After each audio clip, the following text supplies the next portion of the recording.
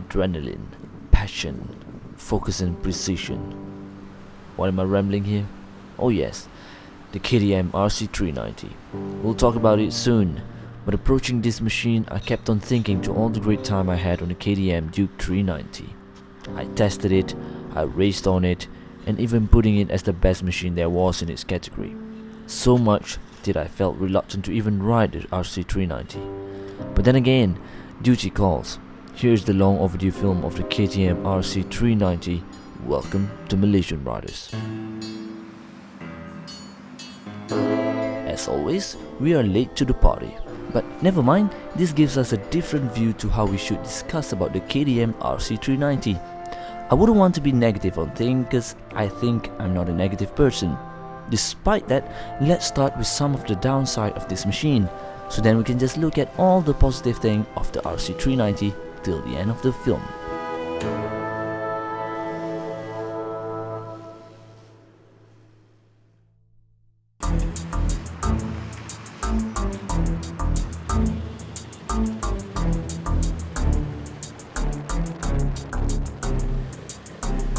The very first thing that I would dislike about the RC390 or the RC series in general is the face of the bike itself.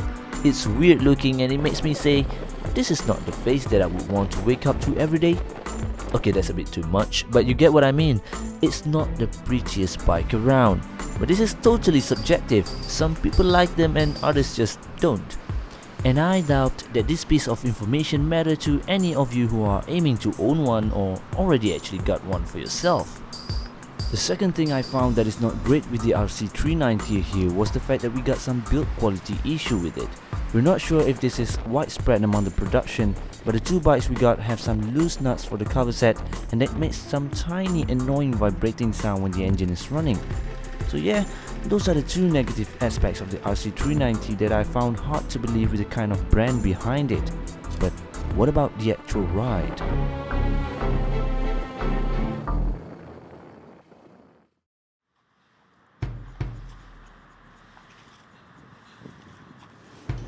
Now you see, we have two bikes with us in this film. I can't be riding both of them at the same time, can I? So this is where I got myself a friend to help me out with the testing. The RC200 will be handled by Rashidi and me on the 390. But before we go any further, let's have a quick look over the specs of both machine and the price. Well, to be honest, there's not much different between the two, and I don't care about it anyway, because as long as the bike rides as it should, it will be great. And that brings me and Rashidi to this place.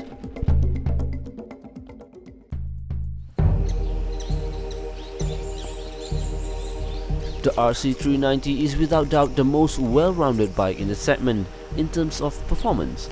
At least that is my opinion. Now, we start with the handling. This is a very important aspect for a bike to be great because it defines the character of a machine, and the 390 certainly is amazing. The suspension setup that comes from the factory works great because during the test it did a great job in terms of holding the line while in turn, which gives the bike a very precise handling.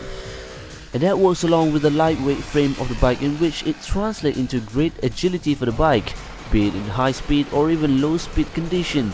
This gives a great balance for both city riding and your weekend rides along the mountain road. All of this complements the great sitting position and the distance for the rider to grab the handlebar, and that makes the bike a very track ready machine while being friendly for your daily needs.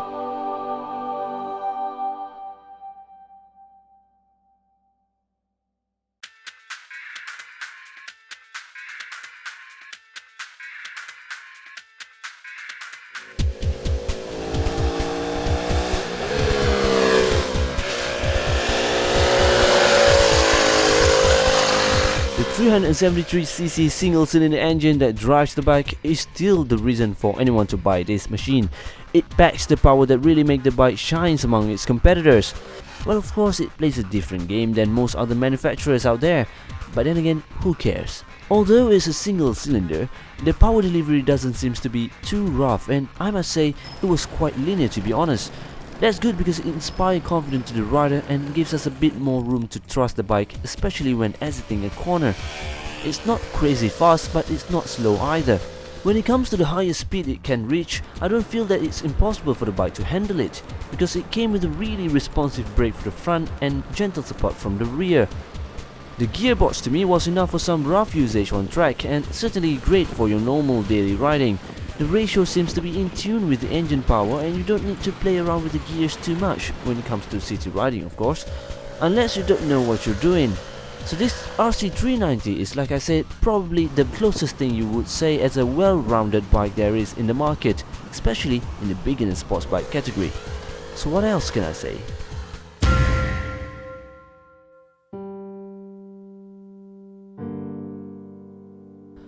If you remember what I said in the beginning of the film, adrenaline, passion, focus and precision, well, all of those are the characteristics of the KTM RC390 and the 200. Yes, the little brother is not exactly alike in terms of power, but to a really beginner rider and someone who is not looking for power as a reason to ride, that will be the answer. The KTM RC390 is a machine to get your adrenaline pumped up. Speaking of that, it was meant for passionate riders instead of just posers who wants nothing to do with the KTM Ready to Race tagline. But whatever you do is your choice, and still, it will be a huge disappointment to see the RC390 hangs around a coffee shop or just some eatery place for most of its lifetime. The bike is very performance focused, and the KTM did a great job at that too. It is one precise machine to be made, and to a very good rider, this will definitely be a motorcycle to hold on to for a long time. So there you go, that's my opinion of the bike. I love it and I would recommend it to a lot of the riders out there, if they can live with the flaws it has. Well, I hope you enjoyed the film, and until next time, thank you for watching and goodbye.